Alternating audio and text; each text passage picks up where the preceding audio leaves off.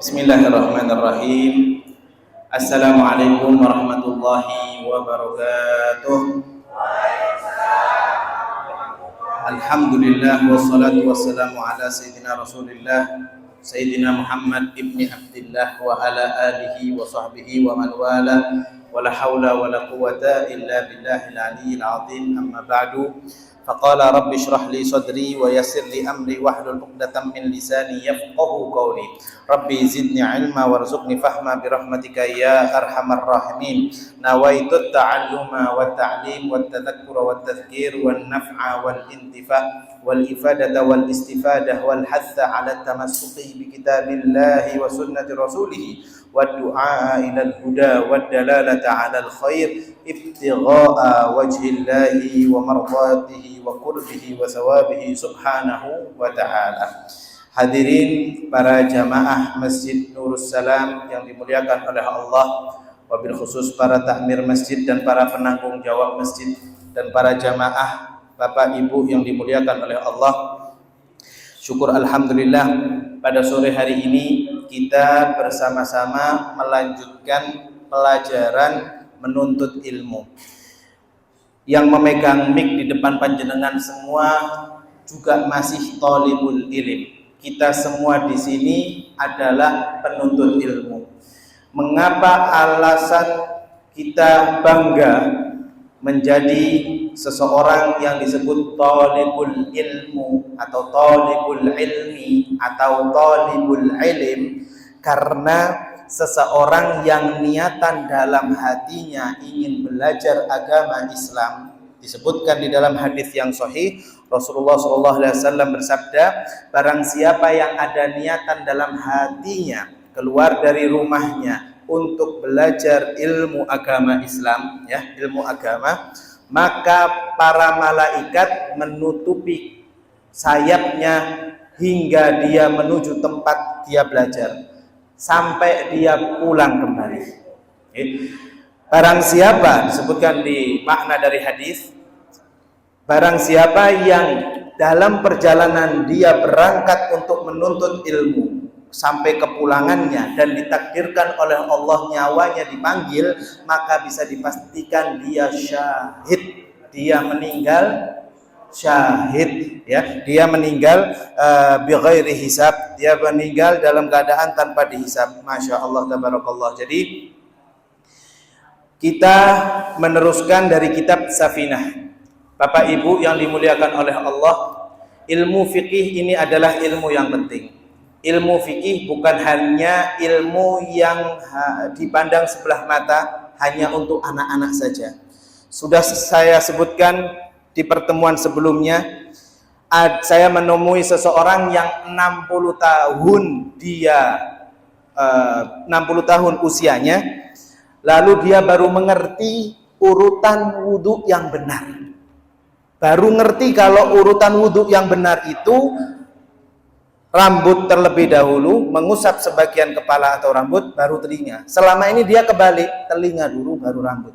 Maka bagaimana hukum seseorang seperti itu? Hukumnya tidak sah sholatnya. Nah, apabila seseorang yang sholatnya tidak sah, otomatis wajib diqadha. Menanyakan kepada saya, terus bagaimana umur saya sudah segini Ustadz, tapi saya baru tahu. Maka ya wallahu alam, kalau kita mempelajari ilmu fikih, otomatis seseorang tetap dibebankan kewajiban sholatnya, qadhanya, hutangnya wajib disaur. 60 tahun berat, ya. Atau dia baliknya umur 15, berarti 60 dikurangi 15, sisanya itu dia wajib mengqadha semua. Na'udzubillah summa na'udzubillah. Maka dari itu pentingnya seseorang belajar ilmu agama ini, wabil khusus ilmu fikih, harus ditata dulu niatnya. Panjenengan di sini saya anggap semuanya dewasa, ya. Para ulama mengatakan seseorang yang mau belajar ilmu itu harus ada adabnya, dan seseorang yang mau belajar adab ada ilmunya. Jadi panjenengan kalau mau belajar ilmu nggak punya adab, berarti panjenengan tidak bisa dapat ilmu. Yakin. Seseorang yang belajar ilmu tidak ada adabnya, maka ilmu yang dia dapatkan sia-sia. Ketika di majelis dia paham, ketika pulang seperti kembali semula. Maka dari itu belajar ilmu harus ada adabnya. Belajar adab harus ada ilmunya. Imam Syafi'i mengatakan seseorang itu sebelum belajar ilmu harus belajar adab, Bapak Ibu. Akhlak, tata krama, sopan santun. Itu pertama. Apabila kita sudah bisa punya adab, punya akhlak, punya tata krama, sopan santun, maka ilmu akan masuk dengan sendirinya. Okay? Ada seorang ulama fenomenal yang bernama Ibnul Mubarak, ya. Beliau mengatakan, ta'allamtu adab isyrina sana. Aku belajar adab, belajar akhlak 20 tahun. Wa ta'allamtul ilma 10 sanawat. Dan aku belajar ilmu 10 tahun. Beliau memperbanyak belajar adab daripada mempelajari ilmu fikih, ilmu hadis, ilmu Quran. Karena apa? Ilmu hadis, ilmu Quran, ilmu fikih, ilmu munakahat, kemudian ilmu muamalat dan lain sebagainya itu mudah didapatkan. Tapi belajar adab, belajar akhlak itu sulit. Makanya saat ini sangat rawan sekali dari anak-anak zaman sekarang yang adabnya itu kurang, sopan santunnya kurang, tata kromonya kurang, ya, kepada seseorang, kepada kita yang lebih tua. Padahal Nabi kita Muhammad Shallallahu Alaihi Wasallam sudah memberikan hadisnya, dalam hadisnya yang sahih, sayangilah orang-orang yang lebih muda dari kalian, dan yang kalian anak-anak muda hormatilah yang tua. Okay? Rawahu Bukhari Muslim. Bapak Ibu yang dimuliakan oleh Allah, melanjutkan dari kitab Safinatun Najah. Okay?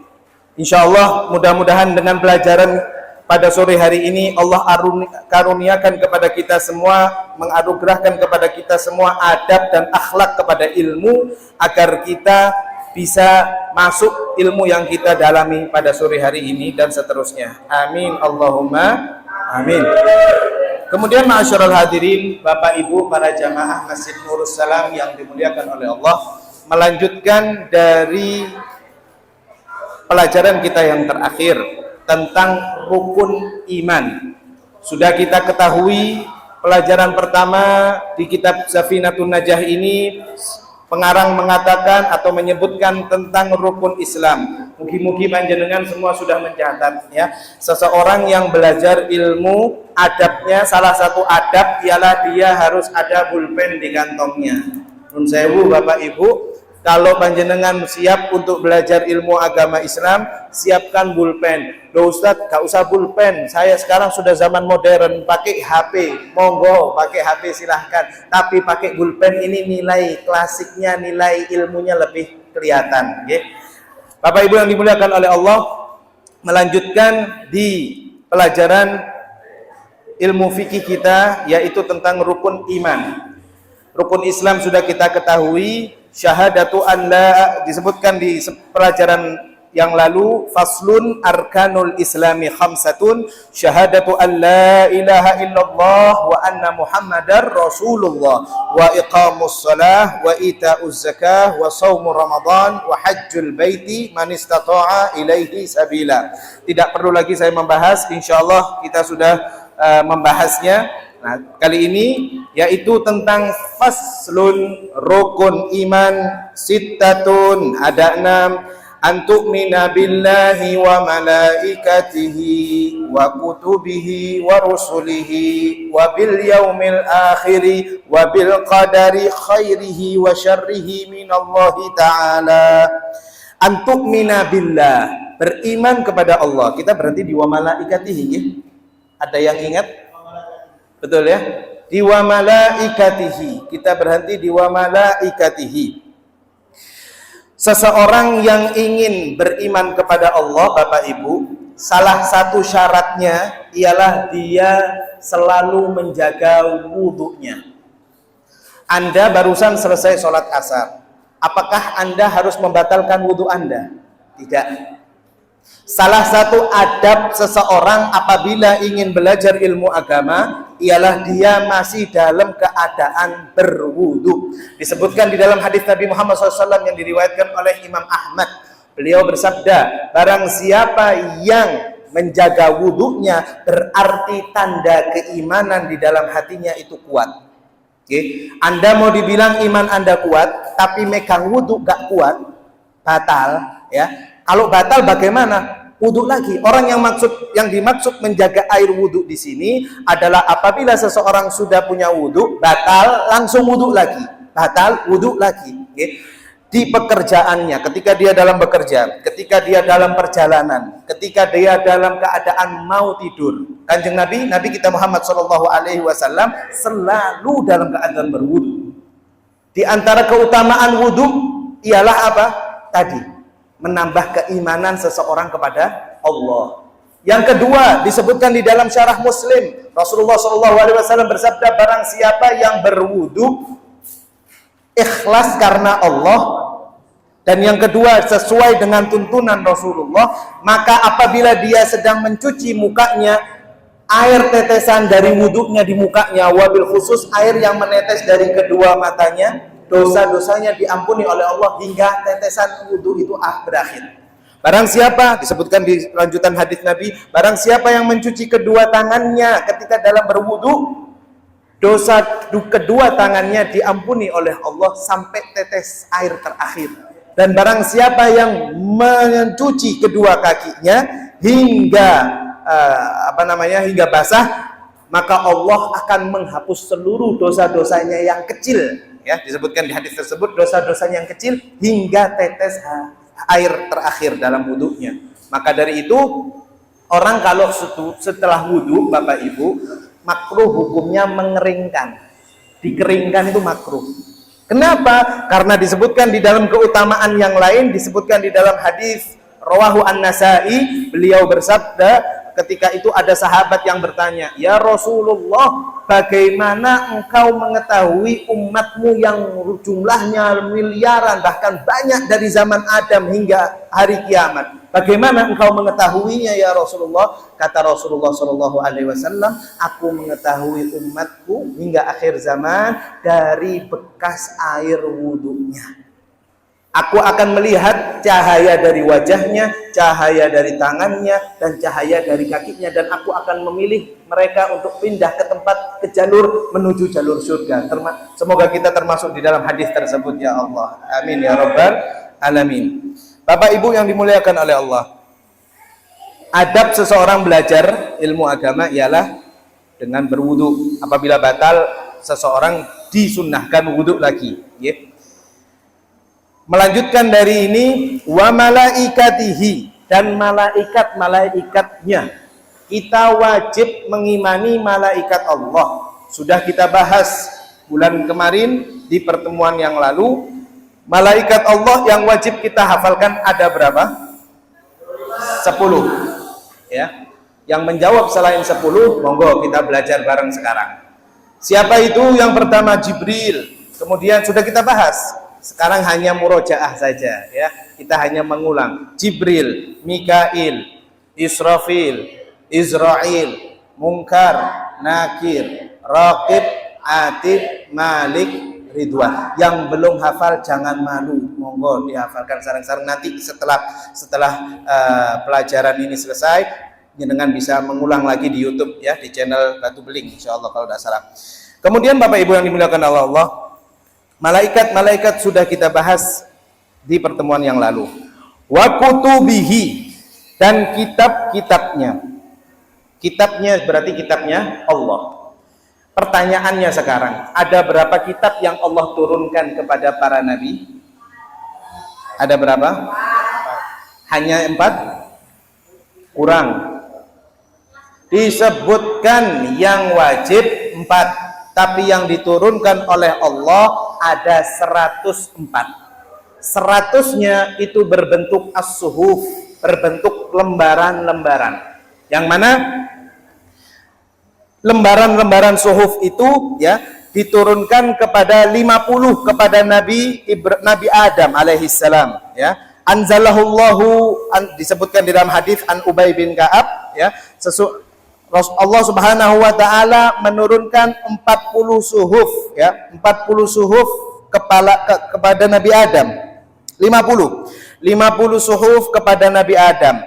Kemudian 40 suhuf kepada Nabi Idris. Lalu kemudian 10 suhuf kepada Nabi Ibrahim, ya. Lalu kemudian 50 ila Nabi Syuaib, ya, dan Nabi Syad.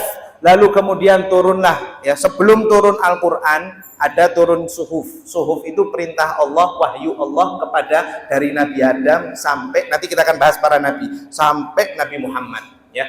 Jadi jumlahnya ada 104, tapi tidak semua itu sudah diambil oleh Allah ke langit kecuali hanya satu dan akan dijaga oleh Allah hingga hari kiamat, ialah kitab suci umat Islam, ialah Al-Qur'anul Karim.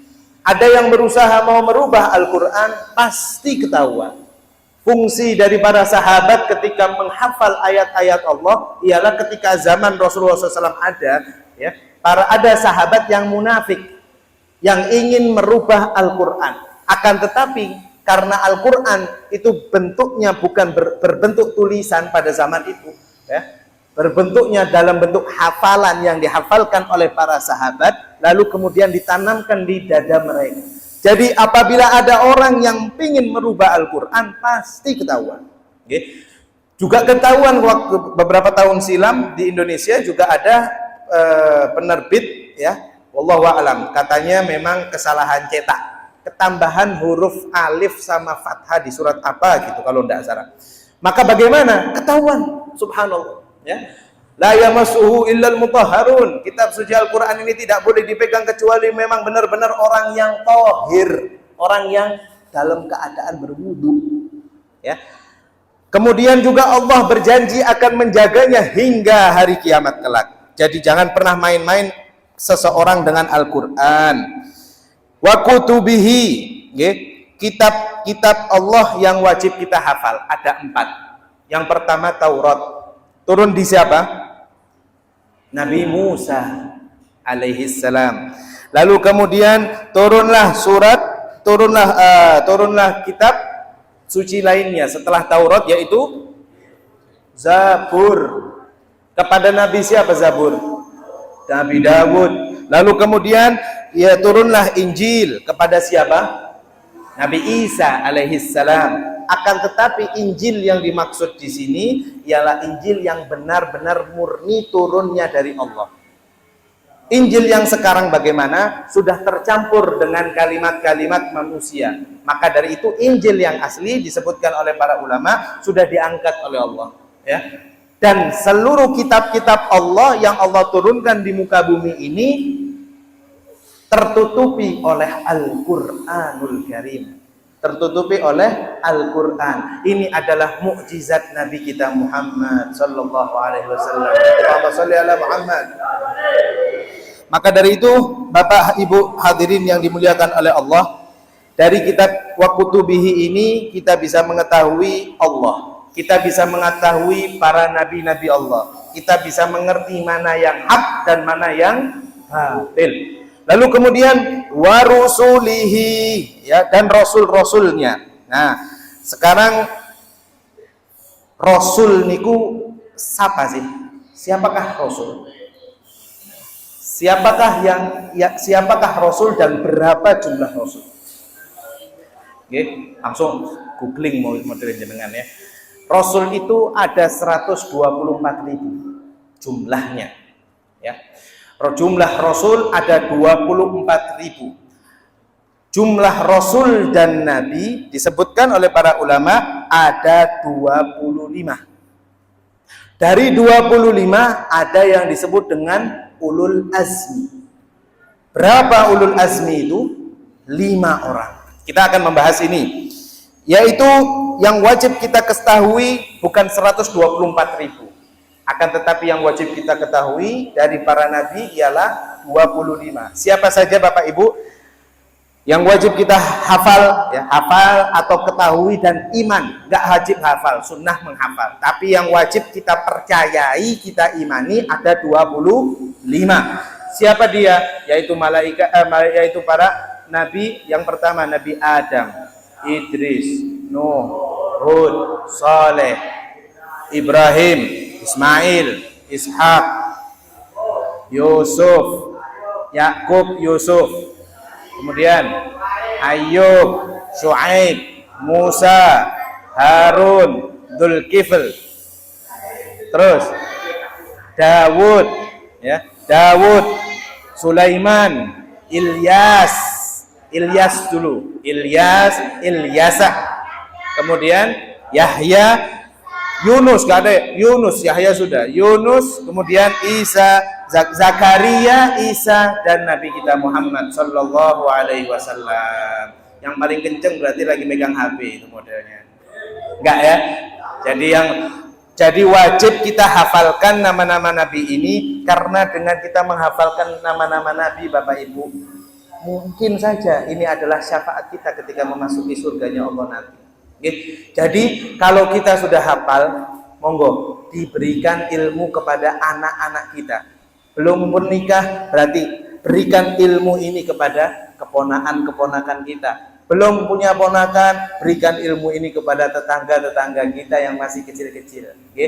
Apakah ilmu ini wajib menjadi ustadz dan ustadzah? Apakah seseorang mau memberikan ilmu kepada orang lain wajib harus menjadi ustadz dan ustadzah? Tidak. Orang kalau ingin ilmunya manfaat, maka dia wajib menurunkan ilmunya. Ya. Maka itu termasuk ilmu yang manfaat. Kita ditanya oleh orang lain di mana alamat fulan bin fulan, kita kasih tahu manfaat untuk dia, dan selama orang itu menanya dan hal yang dia kerjakan untuk mencari rumah orang tersebut ada hal yang manfaat, maka pahalanya mengalir ke kita terus. Jadi ilmu yang kita ketahui kapanpun saja, terutama ketika kita di majelis ilmu di Masjid Nurus Salam sore hari ini, kita juga wajib menularkan. Agar apa? Pertama, agar ilmu itu manfaat. Kedua, agar kita tidak lupa akan ilmu yang kita miliki. Lalu Bapak Ibu yang dimuliakan oleh Allah, dari 25 Nabi tadi, Adam, Idris, Nuh, Hud, Saleh, Ibrahim, Lut, Ismail, Ishak, Yakub, Yusuf, Ayub, Syuaib, Musa, Harun, Dzulkifl, Dawud, Sulaiman, Ilyasa, Yunus, Zakaria, Isa, dan Nabi kita Muhammad SAW. Dipilihlah 5 orang yang disebut dengan ulul azmi. Siapakah ulul azmi itu? Apakah yang dimaksud dengan ulul azmi? Pertama, apa arti ulul azmi?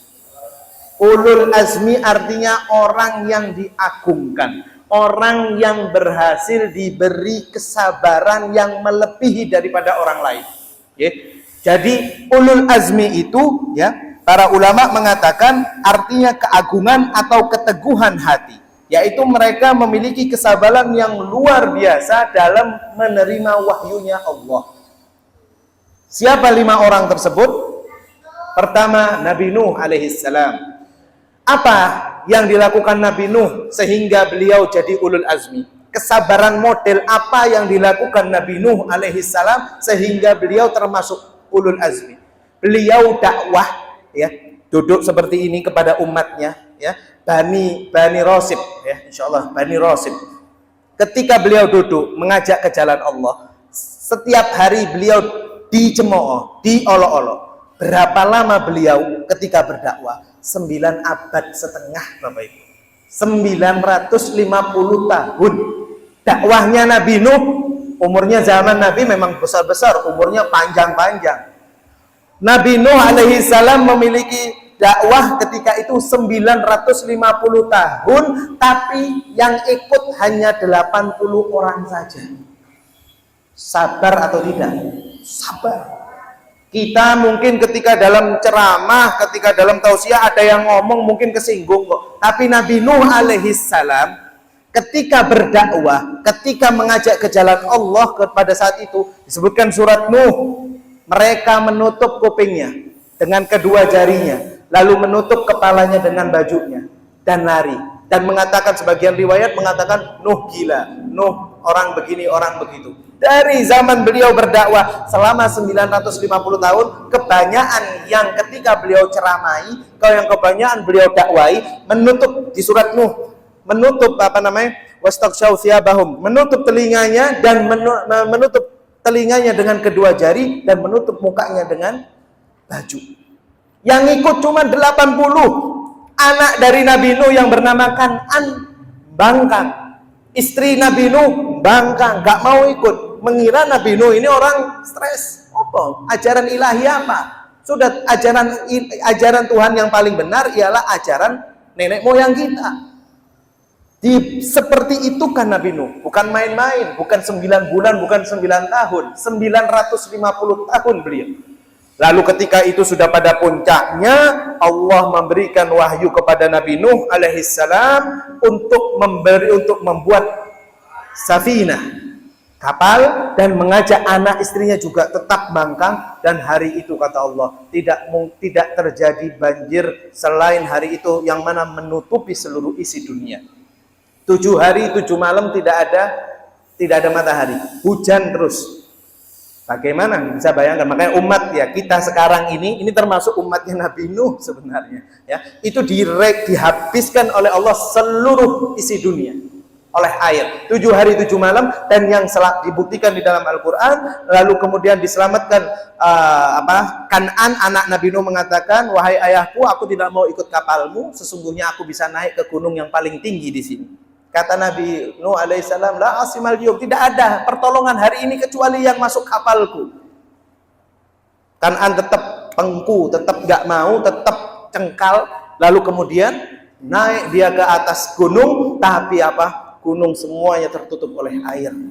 Tidak ada kemarahan Allah pada saat itu kecuali puncaknya ya ketika Nabi Nuh alaihissalam. Yang selamat hanya 80 orang yang ada di kapal Nabi Nuh. Lalu 7 hari kemudian air tersebut reda, turun, dan mulailah kehidupan dunia lagi. Start dari nol, dari awal. Mana kaum Bani Rasib dan umat-umat Nabi Nuh yang cengkal, yang pengku itu hilang, mati. Ya, maka dari itu karena kesabaran Nabi Nuh alaihissalam tersebut, Nabi Nuh bisa dibayangkan Bapak Ibu, istrinya gak mau ngedengar, anaknya gak mau dengar. Itu model hati kayak gimana Nabi Nuh. Diberi gelar ulul azmi oleh Allah Subhanahu wa ta'ala. Lalu kemudian Nabi yang diberi gelar ulul azmi yang kedua ialah Nabi Ibrahim alaihissalam. Nabi Ibrahim ya, Nabi Ibrahim puncaknya beliau, ceritanya panjang. Inti dari cerita kehidupan Nabi Ibrahim ialah ketika itu Nabi Ibrahim alaihissalam merobohkan berhala-berhala yang kecil, dirobohkan ya.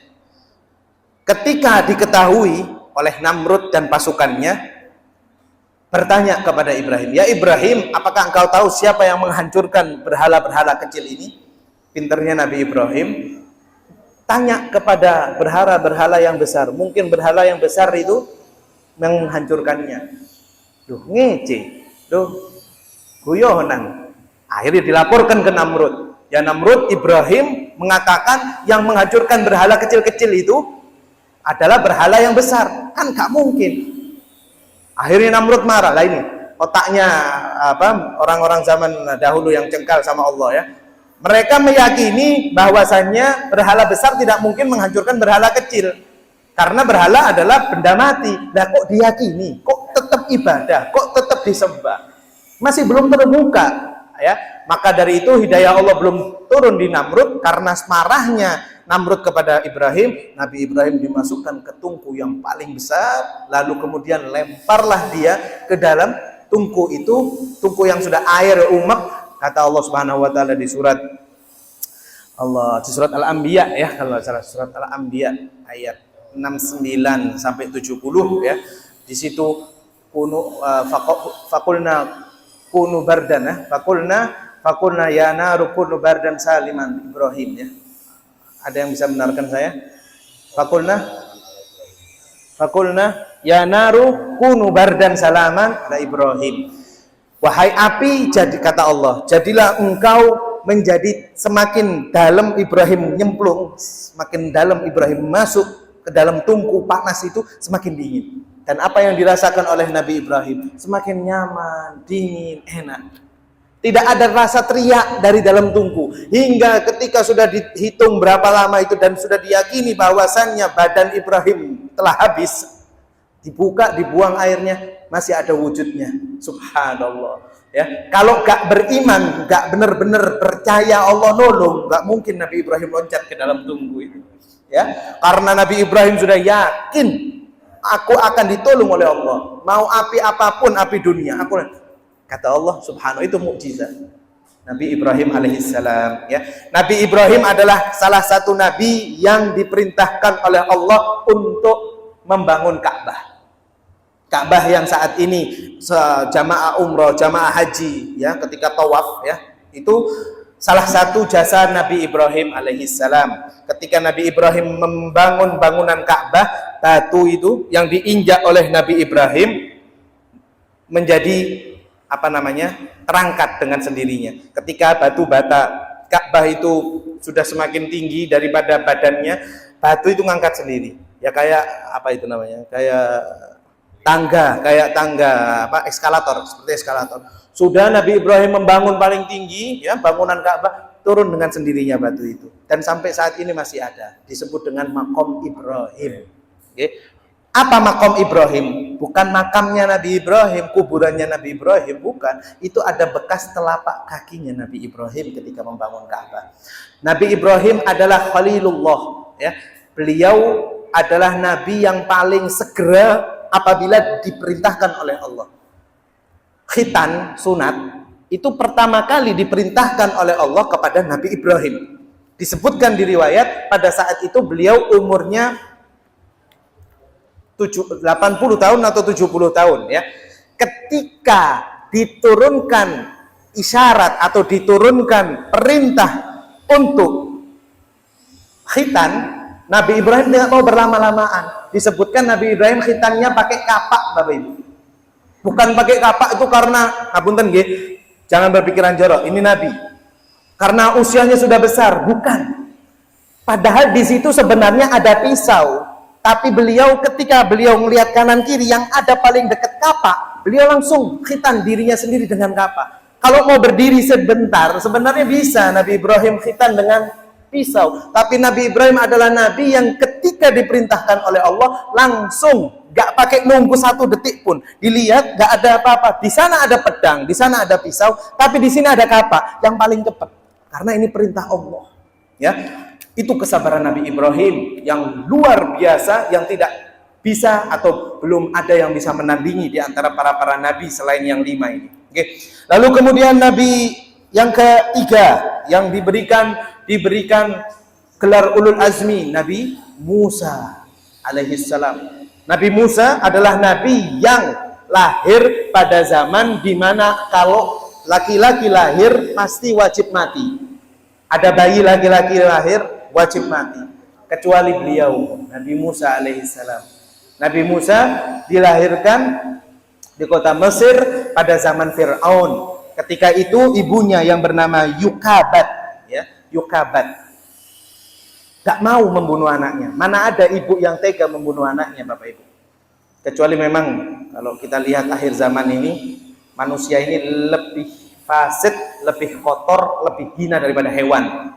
Akhir zaman banyak bapak bunuh anaknya, anak bunuh bapaknya, gara-gara hal sepele, gara-gara tidak dibelikan PlayStation, gara-gara tidak dibelikan handphone, nyawa kayak tidak ada harganya. Tapi ketika itu Nabi Musa alaihissalam, ketika beliau dilahirkan oleh ibunya Yukabat binti Lawi, ya, bin Yakub, beliau Nabi Musa tidak dibunuh, tapi diberikan isyarat oleh Allah dalam mimpi untuk dimasukkan ke keranjang dan dilempar pelan-pelan ke sungai Nil. Lalu ketika Nabi Musa, sang bayi yang baru lahir ini, sampai di sungai Nil, larilah Nabi Musa, terhamparlah Nabi Musa di kerajaan Fir'aun. Ketika itu istrinya yang bernama Asia, ya, Asia sedang menikmati suasana di istana, lalu melihat ada bayi, kemudian diambillah dan diketahui ini bayi laki-laki. Sedangkan suaminya memberikan perintah, yaitu Fir'aun memberikan perintah seluruh Mesir bayi laki wajib mati. Akan tetapi ketika itu Allah berkehendak lain. Di dalam kerajaan Fir'aun itu terdapat bayi laki-laki. Meskipun negaranya itu tidak ada bayi laki, tapi di dalam kerajaannya terdapat bayi laki-laki. Lalu kemudian Fir'aun mengetahui dari bayi laki-laki tersebut itu ada di dalam kerajaannya. Lalu Fir'aun mengatakan kepada istrinya, ya Asia, sesungguhnya dia adalah bayi laki-laki dan perintahku seluruh bayi laki-laki wajib mati. Tapi apa yang dikatakan oleh istrinya? Ya Fir'aun, sesungguhnya bayi ini bayi yang tidak mengerti apa-apa. Kata Fir'aun, kalau memang dia bayi yang tidak mengerti apa-apa, ayo buktikan. Dibuktikanlah Nabi Musa ketika itu beranjak umur 3 tahunan, setelah dirawat di istana Fir'aun, Nabi Musa diberikan depannya itu kurma sama batu bara. Fir'aun mengatakan, ya Asiyah, kalau memang bayi ini bukan bayi apa-apa, bukan bayi yang cerdas, bayi yang bodoh, coba lepas dia, aku pengen tahu dia milih kurma atau batu bara. Otomatis kurma manis ya Bapak Ibu.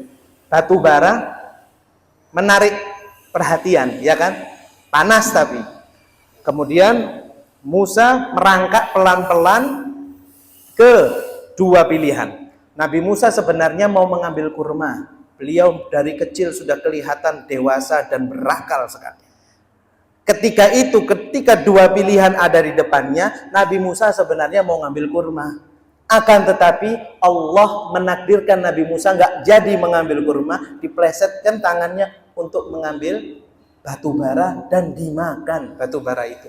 Lalu nangis, baru Fir'aun mikir, ya, anak ini anak biasa-biasa saja, bukan anak yang hebat seperti yang aku takutkan. Makanya Nabi Musa itu terkenal telat, nggak bisa ngomong roh. Kenapa? Karena ketika kecil beliau itu batu bara ketika dites sama Fir'aun. Ya, sebenarnya Nabi Musa ngerti, cuma Allah menakdirkan mengambil batu bara tersebut. Hingga akhirnya Nabi Musa alaihissalam bisa menghancurkan kerajaan Fir'aun yang tidak ada yang bisa melawan Fir'aun pada zaman itu, sampai-sampai saking kuatnya Fir'aun mengatakan ana rabbukumul a'la, aku Tuhan semesta alam. Setelah dia mengucapkan seperti itu, hancurlah Fir'aun di Laut Merah beserta pasukannya. Hingga saat ini insya Allah kalau ada waktu, ada rezeki selain panjenengan umroh, bisa mau mampir ke Mesir, jasad Fir'aun masih ada di museum Mesir. Dan disebutkan di Al-Quran, Fir'aun Allah jaga jasadnya hingga hari kiamat kelak. Kenapa? Agar manusia-manusia setelahnya itu tidak meniru sifatnya Fir'aun. Oke, maka dari itu Fir'aun sampai sekarang masih ada jasad dari Fir'aun. Kemudian Bapak Ibu yang dimuliakan oleh Allah, Nabi Nuh, Nabi Musa, Nabi Ibrahim, Nabi Musa, Nabi Isa, ya, Nabi Isa alaihissalam, ya. Nabi Isa adalah nabi yang mana cobaannya yang sudah kita ketahui. Beliau mau disalib, tapi Allah berkehendak lain, Allah menggantikan dia hingga Allah angkat beliau ke langit hingga saat ini dan akan turun di akhir zaman kelak.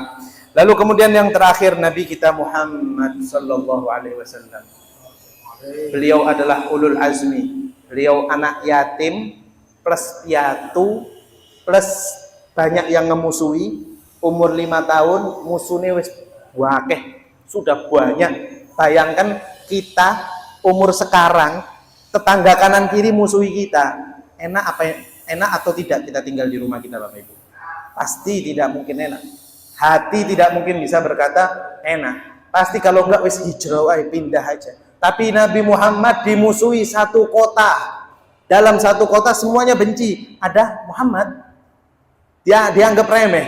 Sampai Rasulullah SAW hijrah ke Taif. Sebelum hijrah ke Madinah, beliau hijrah ke kota Taif. Sampai kota Taif disambut oleh lemparan-lemparan batu, lemparan-lemparan tomat, lemparan-lemparan kotoran-kotoran kambing dan kotoran unta dengan Sayyidina Abu Bakar As-Siddiq.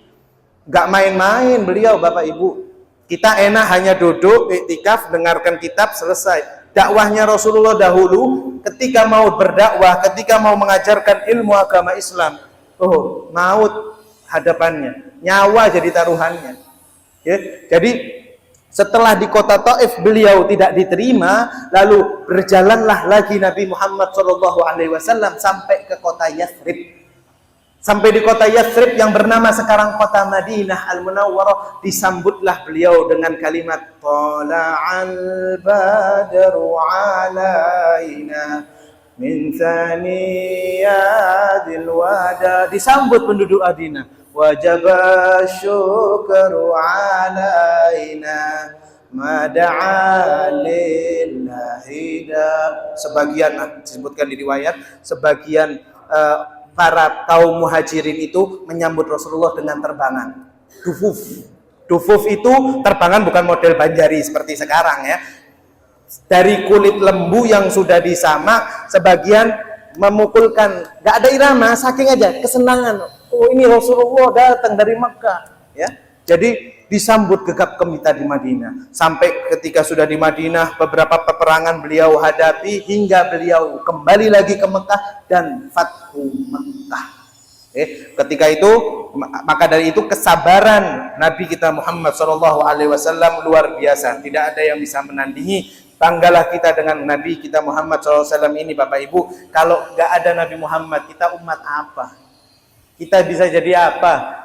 Kalau bukan wasilah beliau, kita susah masuk ke dalam surga. Tapi karena wasilah beliau, alhamdulillah, Allah permudah kita bisa menjadi hambanya, untuk bisa bertaat lagi kepada Allah, dan Allah permudah, mudah-mudahan Allah permudah kita semua untuk masuk ke dalam surganya. Amin, Allahumma amin. Bapak Ibu yang dimuliakan oleh Allah, wa rusulihi, ya, wa rusulihi disebutkan di hadis Tirmidzi, jumlah rasul, ya, jumlah anbiya ada 124.000. Jumlah rasul dan nabi ada 25. Jumlah ulul azmi ada 5. Lalu kemudian wabil yaumil akhir, dan rukun iman yang kelima adalah beriman kepada hari akhir. Disebutkan di dalam hadis yang sahih yang diriwayatkan oleh Imam Muslim, yang mana hadis ini disampaikan oleh Sayyidina Umar bin Khattab radhiyallahu anhu.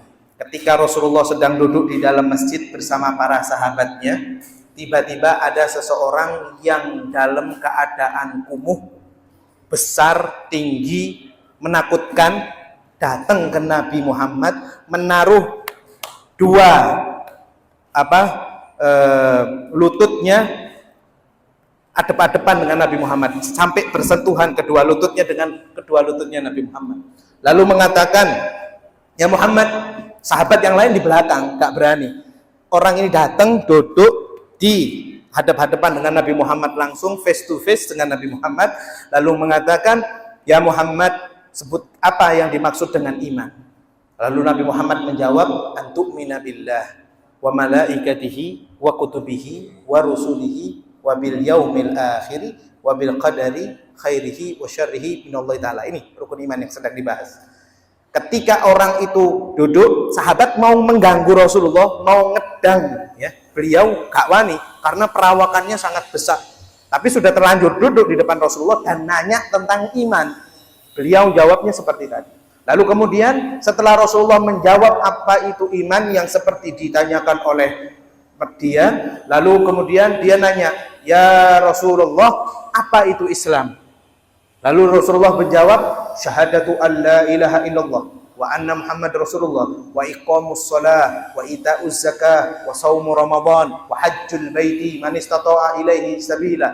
Lalu si penanya ngomong, sodakta, engkau benar. Sahabat yang lain di belakang, lho iki takon tapi kok mengkiti. Wis dhek takok, dijawab sama Nabi tapi ngomong, iya tepat. Jadi dia nanya, Rasulullah jawab, terus dia membenarkan, kan mengkiti. Orang seperti itu kan sok. Sahabat di belakang sudah jaga-jaga, ini jangan-jangan orang-orang Badui, orang-orang yang nggak punya adab, yang nggak duwe tata krama, ketemu Kanjeng Nabi, nggak menganggap Nabi orang biasa. Tapi sahabat masih menahan. Lalu kemudian dia nanya, ya Muhammad, apa itu ihsan? Nabi Muhammad menjawab, al-ihsan an ta'budallaha ka'annaka tarahu fa in lam takun tarahu fa innahu yaraka. Sodakta. Dijawab lagi oleh si penanya, ya tepat, benar ya Muhammad. Wah, sahabat ngomong, ini gak beres ini. Yang nanya ini orang apa ini? Mau apa? Tapi masih menunggu percakapan dia dengan Rasulullah SAW. Lalu si penanya ini nanya lagi, ya Muhammad, mata sa'ah, kapan hari kiamat? Wah, takonnya wis beda lagi. Nanyanya ini sudah gak masuk akal si penanya. Lalu sahabat mendengarkan saja di belakang Rasulullah dengan orang ini. Lalu Rasulullah menjawab, as-sailu a'lamu al-mas'ul a'lam binas-sa'il. Sing yang menanya itu lebih ngerti daripada yang bertanya. Jadi yang bertanya ini lebih mengerti daripada yang ditanya, kata Rasulullah. Jadi Rasulullah nggak ngerti, sing nanya ini lebih ngerti. Sahabat mulai curiga, siapa kok Rasulullah berani menjawab seperti itu? Lalu Rasulullah melanjutkan percakapannya, akan tetapi akan aku beritahu engkau tanda-tanda kiamat. Ya, Rasulullah nggak ngerti kapan kiamat, tapi Rasulullah mengatakan ada 3 tanda-tanda hari kiamat. Siapa itu? Yang artinya Rasulullah SAW mengatakan dalam hadisnya itu, tanda-tanda hari kiamat adalah seorang budak yang melahirkan tuannya. Seorang budak yang melahirkan tuannya. Apa itu? Seorang anak perempuan melahirkan anaknya, tapi dititipkan ke ibunya. Terjadi nggak sekarang Bapak Ibu? Orang-orang wanita-wanita karir atau wanita-wanita pekerja yang mereka nggak ngurus, asal nitip punya anak tapi dititipkan, bukan karena sesuatu yang memang misalnya menurut saya memang dia berhalangan karena bekerja dari pagi sampai sore, ya karena sudah kebiasaan nitip, kebiasaan jalan-jalan kemana, tapi ibunya yang ngomong, neneknya yang ngomong. Terjadi apa boten? Terjadi pada saat ini banyak. Itu tanda-tanda yang seperti sabda Nabi Muhammad SAW katakan. Lalu yang kedua, dalam arti bahasa Indonesianya, Rasulullah mengatakan tanda-tanda yang kedua ialah banyaknya orang miskin yang jadi pejabat. Orang miskin jadi pejabat. Kenyataannya pada saat ini begitukah? Wallahu a'lam. Bisa kita lihat sendiri. Lalu yang terakhir, Rasulullah SAW mengatakan penggembala-penggembala domba, mereka berlomba-lomba membangun gedung yang tinggi-tinggi. Terjadi apa mboten? Terjadi. Mereka yang ada di Dubai saat ini, mereka yang ada di Jazirah Arab, Qatar dan lain sebagainya, dulu nggak ada bangunan-bangunan pencakar langit seperti yang ada di New York. Tapi sekarang New York kalah. US, semua gedung yang tertinggi di dunia dipegang oleh Jaziratul Arab. Na'udzubillah min dzalik. Lalu ketika Rasulullah sudah menjawab 3 tanda hari kiamat, si yang penanya ini bangun lalu keluar. Tidak punya sopan santun. Lalu Rasulullah mengatakan kepada para sahabat, panggilan orang tadi. Dipanggil, sahabat lari mau memanggil orang yang barusan nanya-nanya, dilihat sudah tidak ada. Ya Rasulullah, hilang, nggak ada. Rasulullah tersenyum dan mengatakan, sesungguhnya dia adalah Jibril yang sedang memberikan ilmu kepadaku dan kepada kalian semua. Jadi wabil yaumil akhir, ya. Hari akhir, hari kiamat itu tidak ada yang tahu kecuali Allah. Dalilnya banyak di Al-Qur'anul Karim, ya. Hanya Allah lah yang mengetahuinya, tapi tanda-tandanya sesuai dengan sabda Nabi kita Muhammad SAW tadi. Lalu kemudian wabil qadari khairihi wa syarrihi minallahi ta'ala, ya, beriman kepada takdir yang baik dan takdir yang buruk dari Allah Subhanahu wa ta'ala. Bapak Ibu jamaah Masjid Nurus Salam yang dimuliakan oleh Allah, kita sebelum dilahirkan di dunia itu sudah dicatat amal baik kita mau jadi orang bagaimana nanti di dunia, ya. Kita mau mendapatkan musibah apa kita di dunia, itu semua sudah tercatat. Rezeki pun sudah tertakar, tidak mungkin tertukar. Jadi sudah tertakar kan, nggak mungkin tertukar. Itu kapan? Itu sudah diqadha fi lauhil mahfuz, ya, sudah ada tulisan kita sebelum lahir. Nah, para ulama wabil khusus dalam mazhab Imam Syafi'i mengatakan bagaimana seseorang itu bisa terhindar dari sesuatu yang sudah termaktub dia jelek atau termaktub dia itu buruk baginya. Misal, seseorang hari itu harusnya kecelakaan. Apakah bisa dirubah takdirnya dia kecelakaan itu bisa menjadi lebih baik daripada kecelakaan? Bisa. Tapi kecelakaannya itu berbeda. Ya.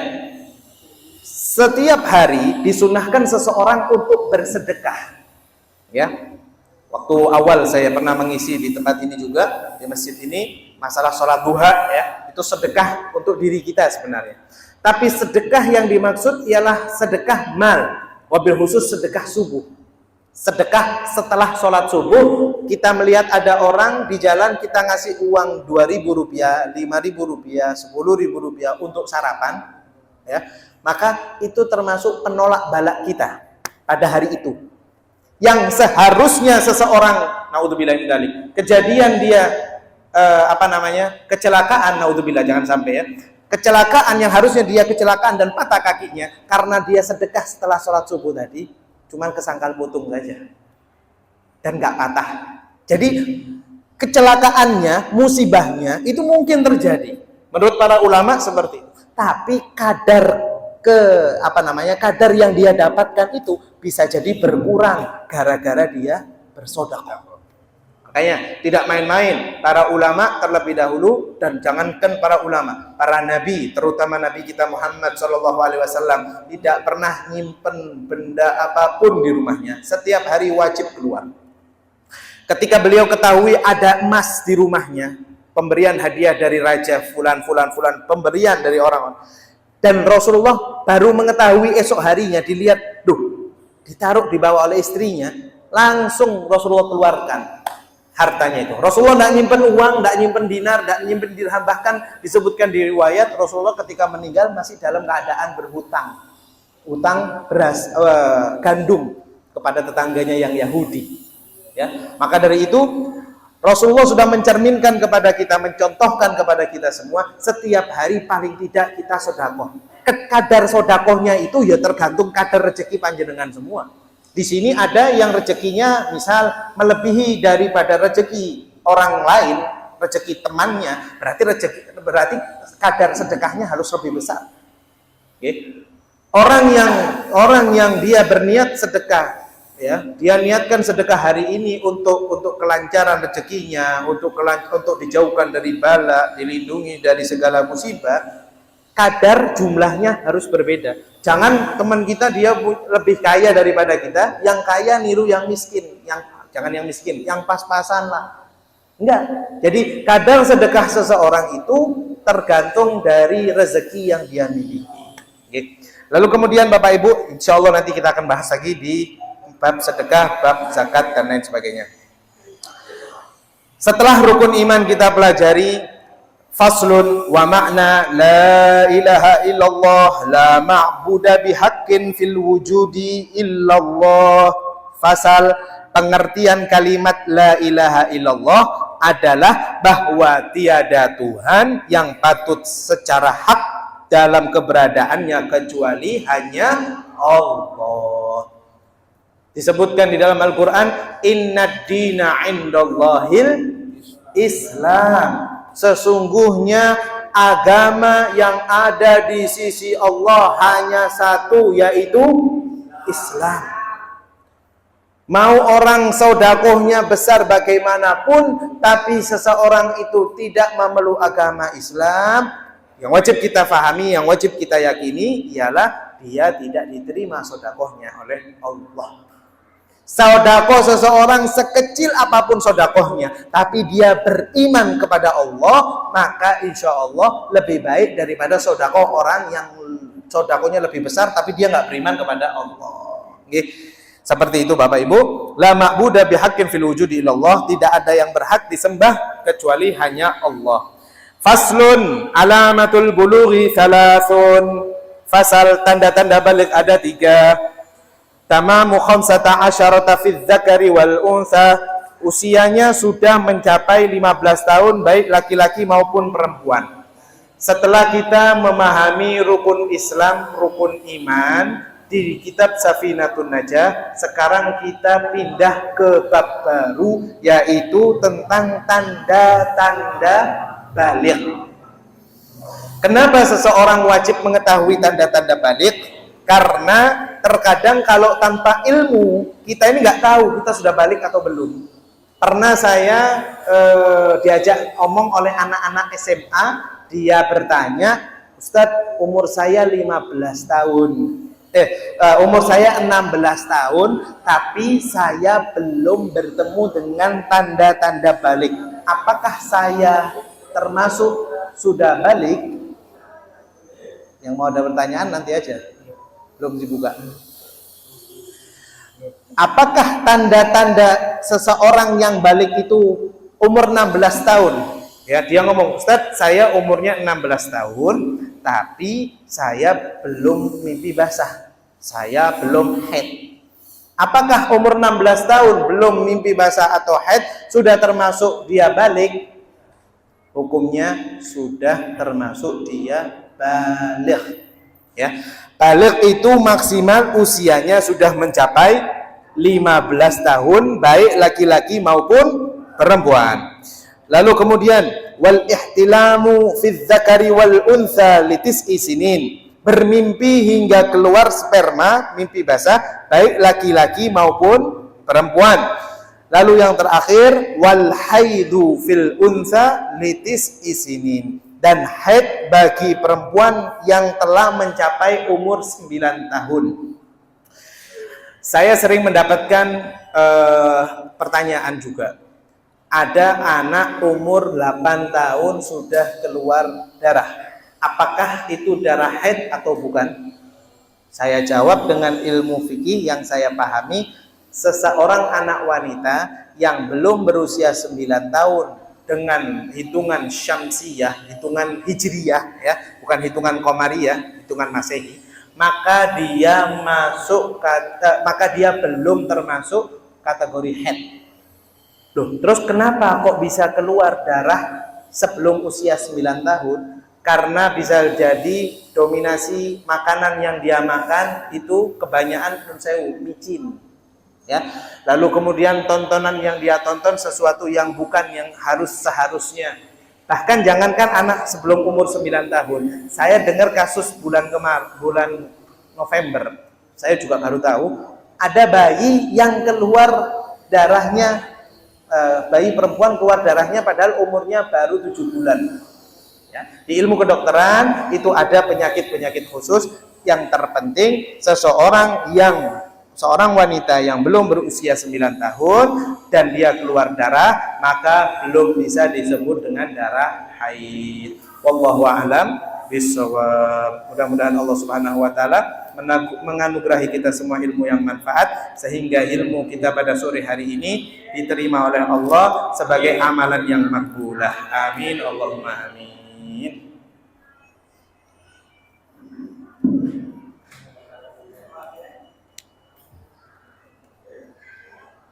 Demikian ceramah dan kaji kita hari ini. Mudah-mudahan apa yang sudah disampaikan oleh Anwar Mustafa kita bisa menerima dan berbarengan dengan peluang wilayah Allah kepada kita semua menjadi ilmu yang manfaat. Amin. Selanjutnya kita akan memberikan beberapa waktu untuk setiap orang, dua saja, dua orang bertanya dan pertanyaannya agar seputar apa yang sudah dijelaskan oleh Habib Mustafa, sehingga kita tidak akan keluar dari pakem yang dilakukan, sehingga apa yang kita sampaikan nanti dalam jawaban itu sangat terkait dengan apa yang sudah diterima yang disampaikan oleh Mustafa yang baru saja selesai di tingkat ini. Mohon adik-adik dipersilakan dua orang untuk memberikan pernyataan. Yang pertama akan kedua bisa angkat tangan. Yang di bawah. Oh iya, atas satu, bawah satu, kalau bisa. Kalau nanti yang bawah juga nggak bertanya, tetap diambil pertanyaan itu oleh yang bagian atas.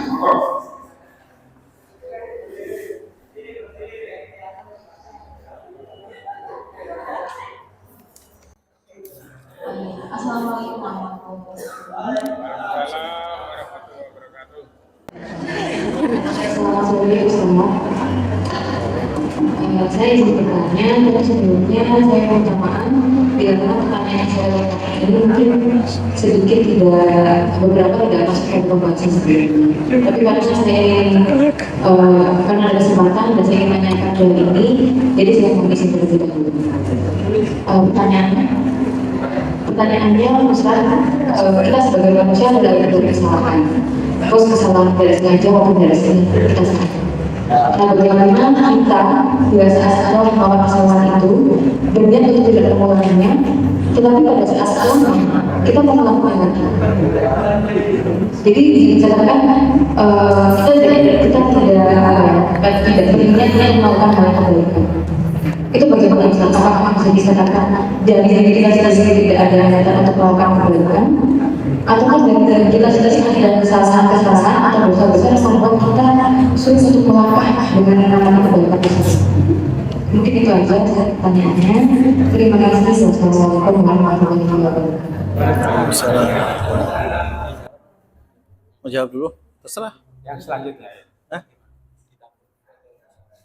Ini saya jawab aja langsung. Oke.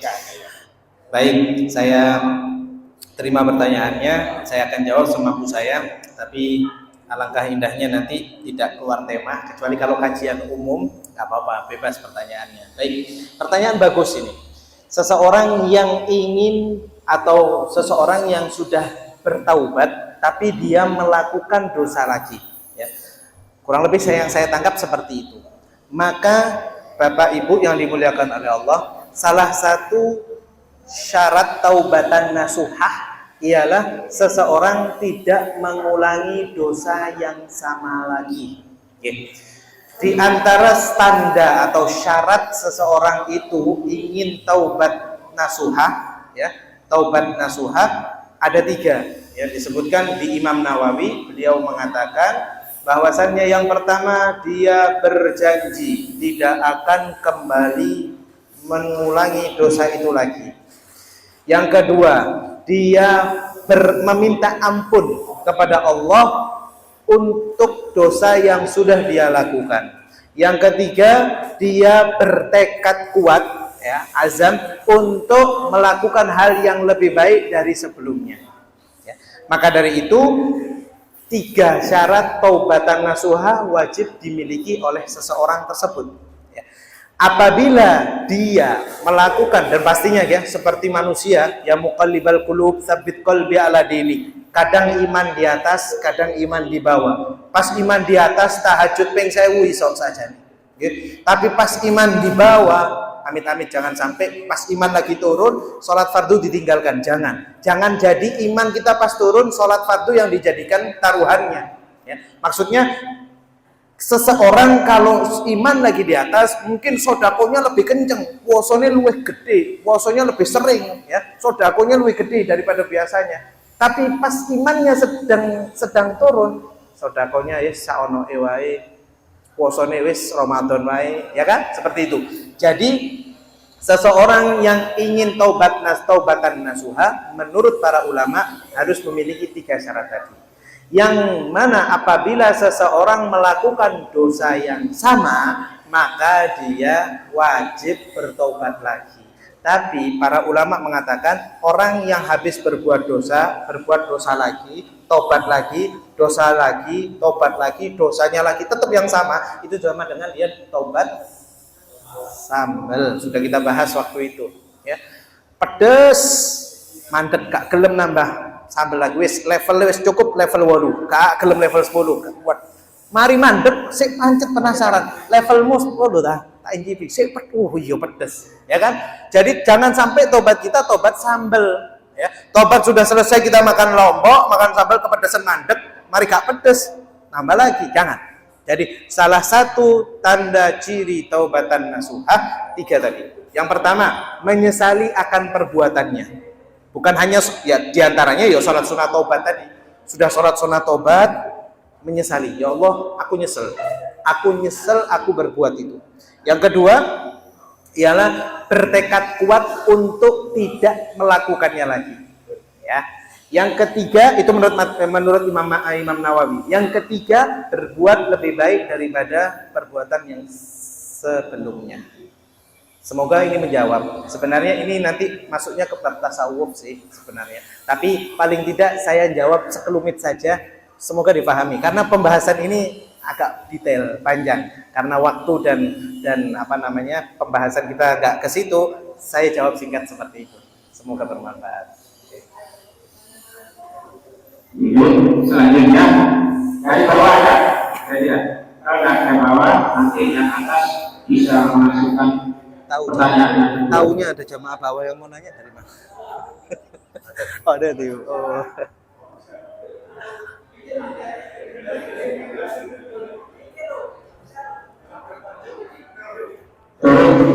Koordinator rasa di bawah bisa menunjuk ada atau tidak begitu. Kadang-kadang nanti yang atas bisa bertanya untuk membawakan acara. Oh, nggak ada. Supaya berkelanjutan. Nggak ada di bawah. Ya, dipersilakan. Selanjutnya yang bertanya turun lantai atas ini. Monggo, persilakan. Yang angkat tangan, monggo.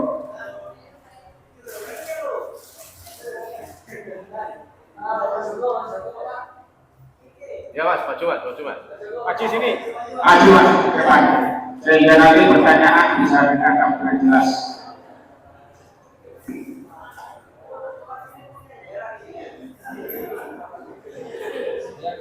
Assalamualaikum warahmatullahi wabarakatuh. Saya bertanya, gimana hukumnya orang yang meninggalkan sholat apakah termasuk orang munafik? Orang yang Dan meninggalkan sholat apakah termasuk orang munafik? orang yang meninggalkan sholat. Barakallah. Ini nggak ada masalah. Pertanyaan apapun, kalau memang di dalam pertanyaan pembahasan kita tidak ada, nggak apa-apa. Di luar tembok ya nggak apa-apa ya. Jadi pertanyaan bagus. Apakah orang yang meninggalkan sholat ya? Apakah dia termasuk orang munafik ya? Bapak Ibu para jamaah Masjid Nurus Salam yang dimuliakan oleh Allah, orang yang ya disebutkan, saya insya Allah juga kalau nggak salah pernah ya mengatakan di majelis ini di kajian sebelumnya, ucapan almarhum Ustadz Jeffrey Bukhari, UJ, ingat ya, walaupun hidup 1000 tahun bila tak sembahyang apa gunanya, ya kan? Walaupun seseorang hidup 1000 tahun tapi dia tidak sholat, apa gunanya? Itu menyandangkan dari hadis Nabi kita Muhammad SAW. Sesungguhnya amalan seseorang yang pertama kali dilihat oleh Allah di alam kubur, jangan jauh-jauh ke akhirat, di alam kubur ini loh, yang kita tanpa listrik, kita tanpa AC, tanpa kipas angin, tanpa kasur, kuburan kita di alam kubur, yang menemani adalah ibadah sholat kita. Kalau sudah yang menemani tidak ada, kiriman doa dari keluarga, dari tetangga, dari anak, semua menjadi sia-sia. Amalan pertama yang dilihat oleh Allah melalui malaikatnya adalah as-sholat. Apakah seseorang yang meninggalkan sholat munafik? Bukan munafik. Nun sewu, Bapak Ibu, disebutkan di hadis orang yang meninggalkan sholat dengan sengaja, maka disebutkan halal darahnya. Apa artinya? Dia kafir. Dia orang yang keluar agama Islam, murtad. Dengan sengaja. Kalau seseorang tidak sholat, ini saya bahas di mazhab Imam Syafi'i. Nah, terus Ustadz, apakah tidak ada toleransi karena pekerjaan dan lain hal sebagainya? Dilihat toleransi seseorang yang tidak sholat karena satu hal dan lain sebagainya, itu yang pertama, apabila dia sakit. Sakitnya juga sakit apa? Sakit keras. Rasulullah mengajarkan di dalam hadisnya yang sahih Bukhari Muslim, beliau mengajarkan apabila kalian mampu sholat, maka sholatlah dalam keadaan berdiri. Apabila kalian tidak mampu sholat dalam keadaan berdiri, maka sholatlah kalian dalam keadaan duduk. Apabila kalian tidak bisa sholat dalam keadaan duduk, maka sholatlah kalian dalam keadaan terbaring. Terbaring itu tidur. Apabila kalian tidak bisa sholat dalam keadaan terbaring atau tidur, maka sholatlah dengan isyarat mata. Saudara-saudara kita yang ada di ICU saat ini, semoga Allah berikan kemudahan, kelancaran dalam kesehatan mereka. Yang di ICU saja, Bapak Ibu, itu masih tetap diwajibkan sholat. Bagaimana? Dengan kedipan mata, isyarat. Isyarat membayangkan dia sedang berdiri, dia sedang ruku, membayangkan saja. Itu sudah paling terakhir. Yang terakhir kalau nggak bisa lagi, ya disolati. Wis notok. Jangan sampai ketika seseorang masih hidup, dia belum pernah bersentuhan dengan masjid, tapi kalau sudah dia tidak ada umurnya, baru ketemu masjid. Na'udzubillah, summa na'udzubillah. Ustaz, orang ini sering banget saya dapati pertanyaan seperti ini. Jadi orangnya itu baik, Ustaz. Orangnya sodakone jos, posone luar biasa, haji ini bolak-balik, umroh ini bolak-balik. Wes kalau sing wonge jujur rapian, tapi gak sholat, berarti dia bukan orang baik. Kenapa kok dia bukan orang baik? Disebutkan di Al-Quran, innas sholata tanha anil fahsya'i wal munkar. Sesungguhnya sholat itu adalah perisai penghalang seseorang dari perbuatan kejahatan dan kemungkaran. Maka dari itu kunci seseorang mau masuk, ya, disebutkan hadis Bukhari Muslim juga, miftahul jannah as-shalah. Kunci ni swarga niku salat. Kunci surga adalah salat. Ya. Jadi orang yang meninggal karena dia tidak sholat bukan munafik, tapi dihukumi kafir oleh Rasulullah SAW dan oleh 4 madhab, Syafi'i, Maliki, Hambali, Hanafi. Semuanya seperti itu. Wallahu a'lam. Naudzubillah. Semoga kita termasuk golongan orang-orang yang sholihin, anak turunan kita juga termasuk anak-anak yang sholih dan sholihah, yang ibadah sholatnya tidak bolong-bolong. Ya. Pernah ada yang ngomong, Ustaz, saya sholatnya masih bolong-bolong. Tidak ada, sholat bolong-bolong itu tidak ada. Gitu. Tapi saya, insya Allah, sodako saya jos. Itu tadi, kembali. Kalau sholat nggak masih bolong-bolong, atau berarti percuma ibadahmu yang lain. Yang menghukumi bukan saya, Bapak Ibu, tapi yang menghukumi Allah dan Rasulullah Shallallahu Alaihi Wasallam. Ada lagi? Ada lagi, kesempatan satu lagi. Cukup? Masih ada. Oh, monggo.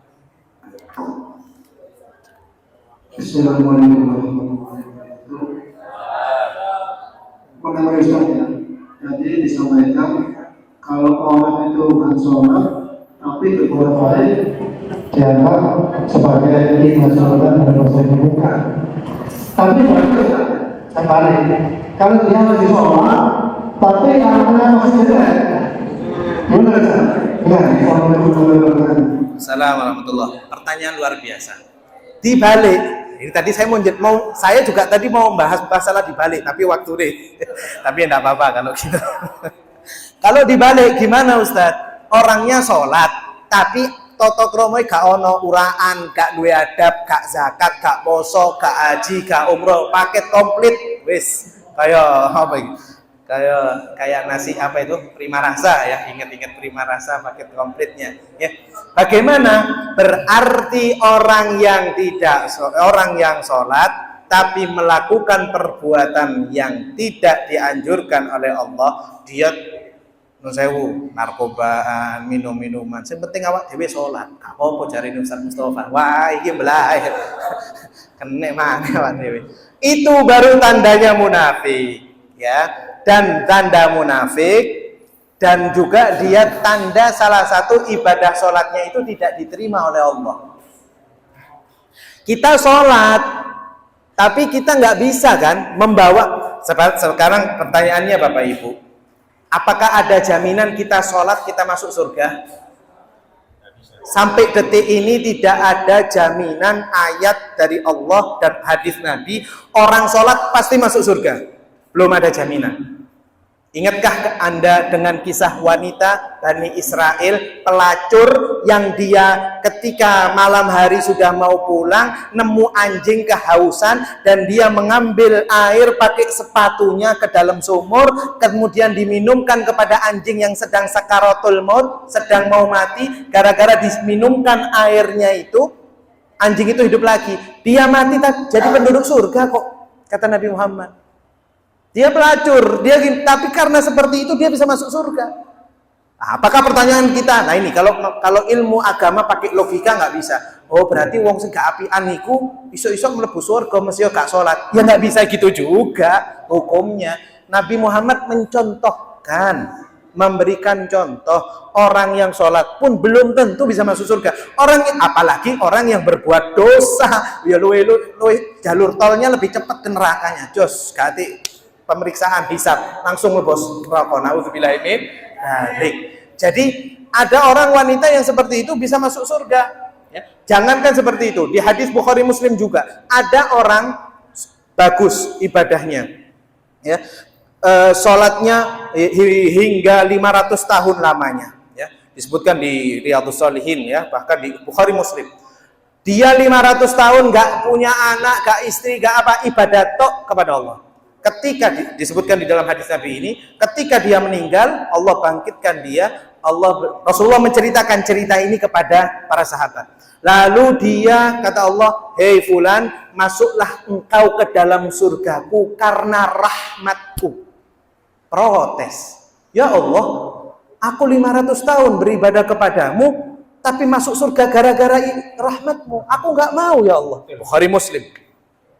Aku mau masuk, terus kata Allah, engkau mau masuk surga karena apa? Aku mau masuk surga karena ibadahku 500 tahun lamanya kepadamu. Aku puasa, aku sholat, aku tidak menikah, aku tidak, pokoknya khusyuk ibadah kepadamu.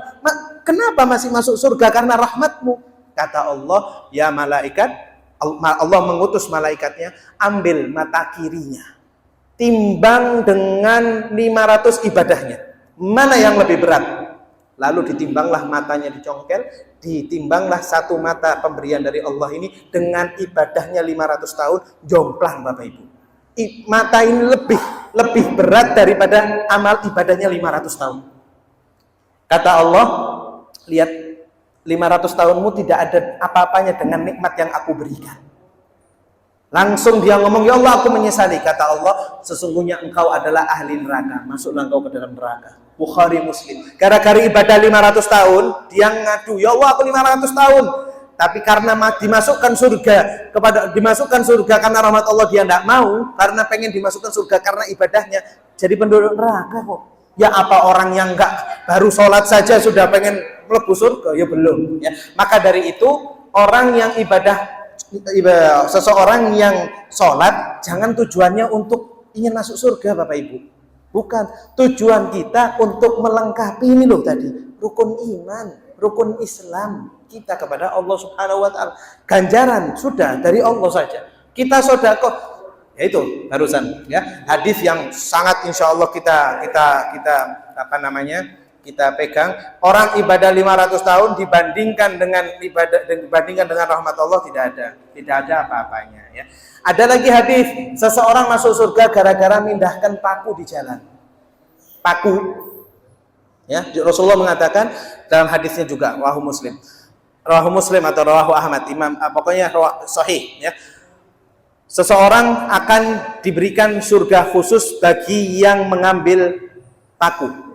Nah, makanya maksudnya paku di sini apa? Apabila ada hal-hal yang menghalangi kita ketika di jalanan, kita ngambil paku, ngambil belik, itu ada surganya khusus. Bisa jadi karena amalan-amalan receh ini loh, amalan-amalan yang nggak kelihatan ini, kita masuk surga Bapak Ibu ya. Maka dari itu jangan mengandalkan ibadah sholat kita untuk masuk ke dalam surga. Tapi mari kita mengharap semoga amal sholat kita diterima oleh Allah.